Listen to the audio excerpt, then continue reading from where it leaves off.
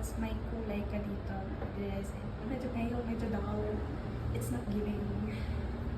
So, summer po tayo. Okay. Tignan din natin yung ibang kulay ni spring. No. Ano yan? Ginagawa mo.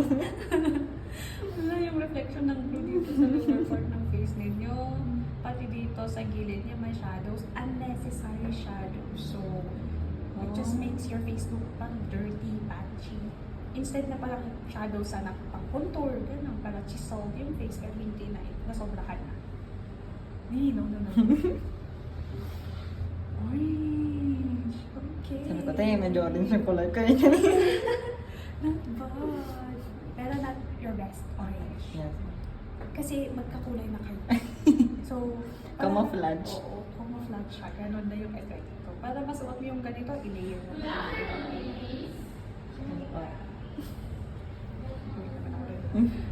Layer na iba kulay. Pero nice din. Ang bright ng face kasi. And green. Sorry, no. Don't. Same sa blue eh. May color transfer pa din sa baba. Ayun, sobrang green na tingnan yung skin ninyo sa baba. No. And, ayun nga. Nag-brighten din kayo dito sa yellow. Ano po? Nag-brighten. Sabi, orange tsaka yellow. Yung mga ganun ko. Ang aliwala. Buti na lang.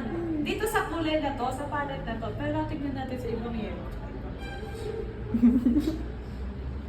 Kung pwede pa din sila. Pero, yes. Yung dalawang orange and yellow na to, pwede naman po. No Pag problem. ganyan na palette po. Pwede. So, spring. Wait lang, mama.